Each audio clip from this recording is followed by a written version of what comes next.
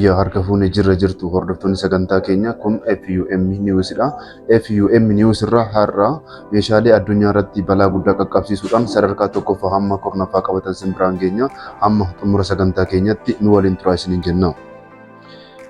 Meeshaaleen jilmaadhaan nama fixuudhaan yookaan immoo jumlaan nama fixuudhaaf sadarkaa tokkoffaa hamma kurnaffaa kaan keessaa inni tokkoffaa irratti argamu meeshaa waraana addunyaa kanarraa jibbisiisaaf balaafamaa ta'e boombii tsaatsar yookaan immoo maqaa mootii Raashiyaan kan boggaafame tsaatsar boombii kan jedhamudha. Karaa hundaan meeshaa waraanaa jumlaa ta'eef ulaagaa guutuudhaan namoota hedduu bakka tokkotti fixuu kan danda'udha.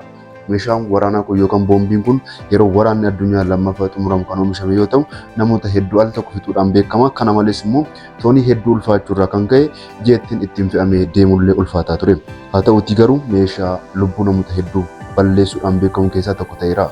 Boombiin kun addunyaa irratti al tokko qofa kan dho'e yoo ta'u innis dho'insa isaa kanaan gaara Everest maayilii 40 caaluudhaan aduu dukkaneessuu akka danda'e yeroo sana gabaafamee ture. Kun immoo hammeenya boombii kanaati. Sadarkaa lammaffaa irratti meeshaa waraanaa badii guddaa qaqqabsiisuun sadarkaa lammaffaa irra kaa'ame MIRV jedhama. Kunis gabaajii yoo ta'u The Multiple Independent Targetable Re-Intervention jedhama.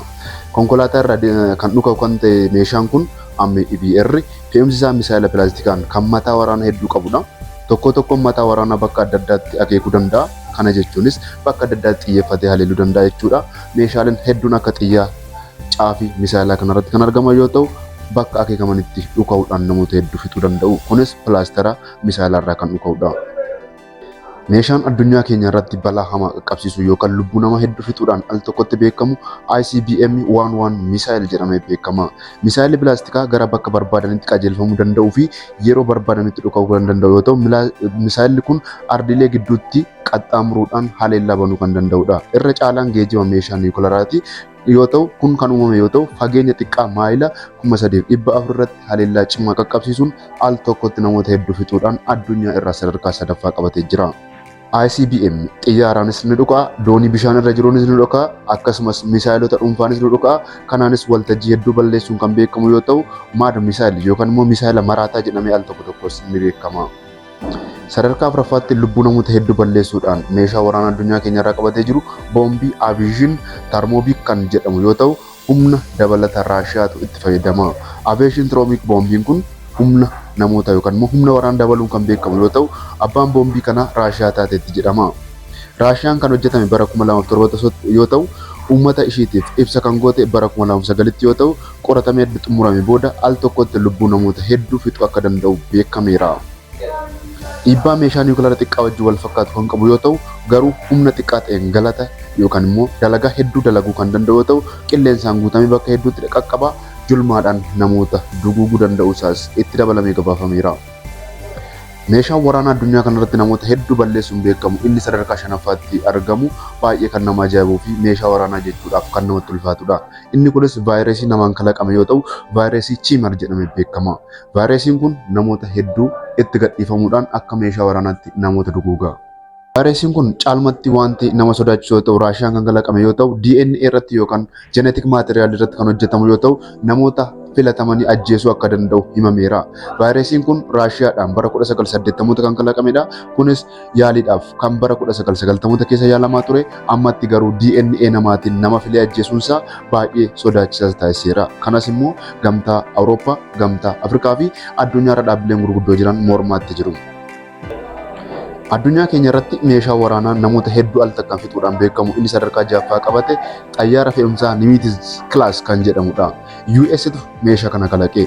Nimitz Class ol ka'iinsa maayila 1000 irra kan balali'u yoo ta'u xiyyaara fe'umsaas Nimitz Class dooniiwwan waraanaa gurguddoo addunyaatti dhukaasa achi gad darbachuu danda'a. Qaalii ta'uun gatiinsaas immoo biyyoonni adda addaa akka ittiin fayyadamne taasiseera.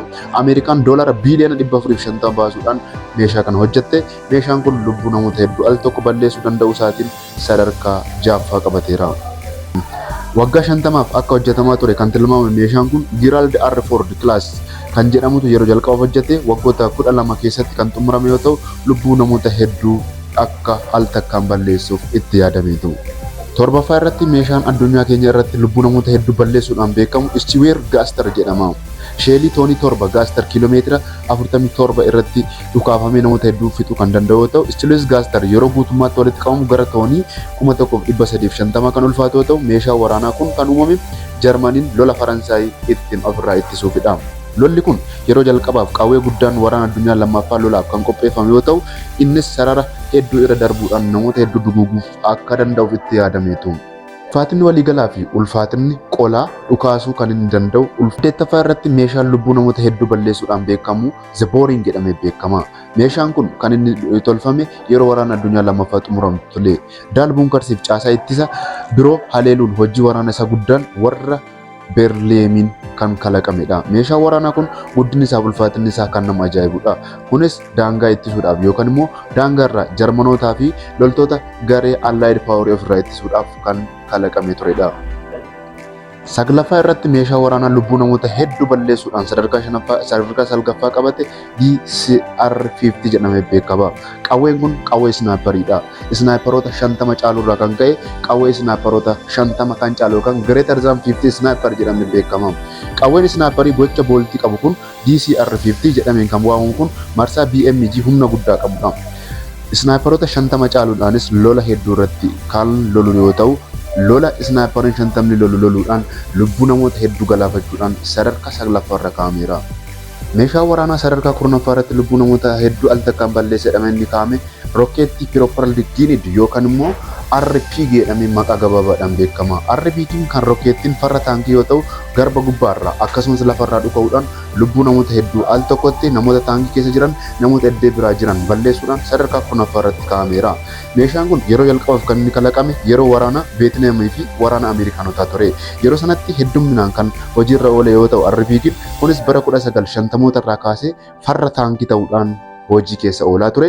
Hanga guyyaa har'aattis biyyoota Afrikaa fi biyyoota biraa keessatti akka farra taankii tajaajiluudhaan sadarkaa kurnaffaa irra kaa'amee jira.